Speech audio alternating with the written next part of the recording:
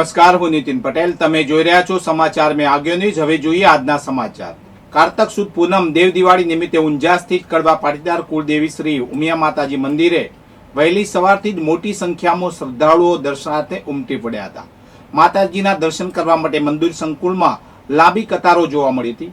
પૂનમના પવિત્ર દિવસે ઊંઝા ઉમિયાધામ ખાતે પગપાળા સંઘો પણ વાસ્તે ગાસ્તે આવી પહોંચ્યા હતા. જય માં ઉમિયાના જયઘોષથી સમગ્ર વાતાવરણ ભક્તિમય બની ગયું હતું. મોટી સંખ્યામાં શ્રદ્ધાળુઓએ માતાજીના દર્શન કરીને ધન્યતા અનુભવી હતી. આજનો દિવસ તિપરોત્સવ અથવા તો ત્રિપુરારી પૂર્ણિમા તરીકે પણ ઓળખાય છે. માન્યતા અનુસાર આ દિવસે ભગવાન શિવે ત્રિપુરાસુરનો વધ કર્યો હતો, જેની ખુશીમાં દેવ દિવાળીનો તહેવાર મનાવવામાં આવે છે. દેવ દિવાળીના પવિત્ર દિવસે નદીમાં સ્નાન અને દાનનું વિશેષ મહત્વ છે. માણસા તાલુકાના સમૂહ ગામે રહેતા ભરતભાઈ બકાભાઈ દંતાણીની ફરિયાદ મુજબ તેમના પિતા બકાભાઈ ગોજારિયા ગામે ખેત મજૂરી માટે રહેતા હતા.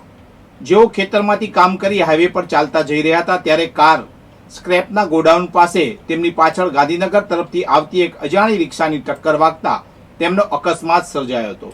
અકસ્માતમાં રિક્ષાની ટક્કરે તેમના પિતાને ગંભીર ઈજાઓ થતા સારવાર અર્થે ખસેડવામાં આવ્યા હતા. જોકે સારવાર દરમિયાન તેમનું મોત નીપજ્યું હતું. જે અકસ્માત મામલે ફરિયાદને આધારે લાગણજ પોલીસે અકસ્માત બાદ ભાગી છૂટેલા અજાણ્યા રિક્ષા ચાલક વિરુદ્ધ ગુનો નોંધી વધુ તપાસ હાથ ધરી છે. પાટણ અને પાલનપુરની સોના ચાંદીની દુકાનોમાં નજર ચૂકવી ચોરી કરનાર એક દંપતીને પાટણ સિટી એ ડિવિઝન પોલીસે ઝડપી પાડ્યું છે. પોલીસે આરોપીની ધરપકડ કરી તેમની પાસેથી ચોરીનો મુદ્દામાલ પણ રિકવર કર્યો છે. નાયબ પોલીસ અધિક્ષક કે પંડ્યાના માર્ગદર્શન હેઠળ પોલીસ ઇન્સ્પેક્ટર કેજે ભોયની ટીમે આ સફળતા મેળવી છે. પોલીસની સર્વેલન્સ ટીમે વાહન ચેકિંગ દરમિયાન મળેલી બાતમીને આધારે એક મોટરસાયકલ GJ08 DK 2609 પર સવાર દંપતીને રોક્યું હતું.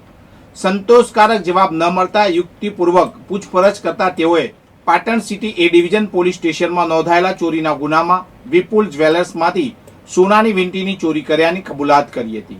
પકડાયેલા આરોપીઓની ઓળખ કેદાર ચંદ્રકાંતભાઈ ગણપતલાલ ધૈરવ એટલે કે રાજપૂત, ઉંમર વર્ષ આશરે 33, અને તેમની પત્ની શ્રીપા કેદારભાઈ ચંદ્રકાંતભાઈ ગૈરવ રાજપૂત, ઉંમર આશરે 28 વર્ષ થઈ છે.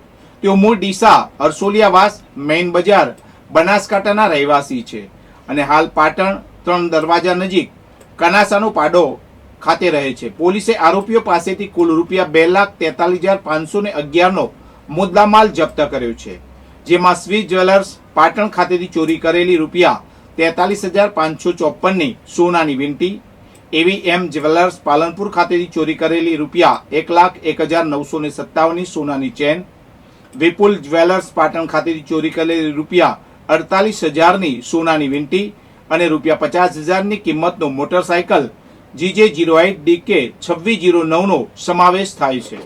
આરોપીઓનો ગુનાહિત ઇતિહાસ પણ સામે આવ્યો છે. તેમની સામે સાબરમતી પોલીસ સ્ટેશનમાં ભારતીય ન્યાય સંહિતા 2023 ની કલમ 305A 329 54 હેઠળ ગુનો નોંધાયેલો છે. ગાંધીનગર વિભાગના પોલીસ મહાનિરીક્ષક વિરેન્દ્ર યાદવ અને ગાંધીનગર જિલ્લા પોલીસ અધિક્ષક રવિ તેજાના વાસમ સિટીના માર્ગદર્શન હેઠળ મિલકત સંબંધિત ગુનાઓ અટકાવવા અને અનડિટેક્ટ ગુનાઓ શોધવા માટે સૂચનાઓ આપવામાં આવી હતી. આ સૂચનાઓના અનુસંધાને નાયબ પોલીસ અધિક્ષક PN વાંદા કલોલ વિભાગની દેખરેખ હેઠળ કલોલ શહેર પોલીસ પેટ્રોલિંગ દરમિયાન સર્વેલન્સ સ્ટાફે નંબર પ્લેટ વગરના એક્ટિવા સાથે એક શંકાસ્પદ વ્યક્તિને રોક્યો હતો. પૂછપરછ કરતા તેની ઓળખ સાહિલ રમેશભાઈ પરમાર, ઉંમર વર્ષ 25, રહેવાસી ઉનાવા ગામ, વણકરવાસ, જિલ્લો ગાંધીનગર તરીકે થઈ. એક્ટિવા અંગે સંતોષકારક જવાબ ન આપી શકતા તેને પોલીસ સ્ટેશન લાવી વધુ પૂછપરછ કરવામાં આવી. ઊંડાણપૂર્વકની તપાસમાં આરોપી સાહિલ પરમારે કબૂલ્યું કે તેણે 27 ઓક્ટોબર 2025 ના રોજ ગાંધીનગરના સેક્ટર 16 માંથી આ એક્ટિવાની ચોરી કરી હતી. આ અંગે IPC કલમ 2023 હેઠળ ગુનો નોંધવામાં આવ્યો હતો. પોલીસે આરોપી પાસેથી ચોરી કરાયેલ એક એક્ટિવા, 2 મોબાઈલ ફોન અને 2,000 રૂપિયા રોકડા જપ્ત કર્યા છે. કલોલ શહેર પોલીસે આરોપી વિરુદ્ધ આગળની કાયદેસરની કાર્યવાહી હાથ ધરી છે, જે સ્થાનિક પોલીસની સતર્કતાથી મિલકત સંબંધિત ગુનાઓ પર અસરકારક નિયંત્રણ દર્શાવે છે. લીમડી રાજકોટ હાઈવે પર કુલગામ નજીક એક ડમ્પરમાં આગ લાગી હતી. આ ઘટનામાં કોઈ જાનહાની થઈ ન હતી. આગને કારણે ડમ્પર ચારે બાજુથી ધુમાડોથી ઘેરાઈ ગયું હતું. હાઈવે પર વાહનોની અવરજવર ચાલુ હોવાથી થોડા સમય માટે દોડધામ મચી ગઈ હતી. આગ લાગવાનું ચોક્કસ કારણ હજુ અકબંધ છે. ઘટનાની જાણ થતાં ફાયર બ્રિગેડ અને પોલીસને જાણ કરવામાં આવી હતી. સોમવારથી શરૂ થયેલા સિદ્ધપુરના કાર્તિક મેળાનો આજે ત્રીજો દિવસ છે. આજે કાર્તિક પૂર્ણિમાના દિવસે મેળો નદીના પટમાં ભરચક જામ્યો છે. બિંદુ સરોવર પાસે પ્રવેશ ગેટથી લઈને સરસ્વતી નદીના પટ સુધીના પટ્ટામાં માનવ મહેરામણ ઉમટતા હૈયેથી હૈયું દળાય તેવી ભીજ જામી છે.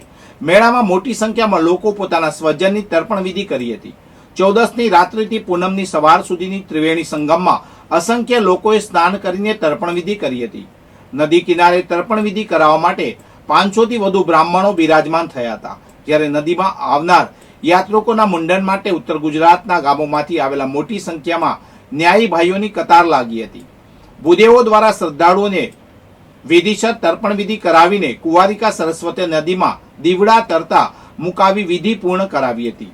ઠેર ઠેરથી લોકો મોટી સંખ્યામાં મેળો મહાલવા આવતા હોય સિદ્ધપુર તરફથી આવતી તમામ બસોમાં શ્રદ્ધાળુઓની જ ભીડ જોવા મળી રહી છે. વધુ સમાચાર માટે જોતા રહો સમાચાર મેં આગે ન્યૂઝ. નમસ્કાર.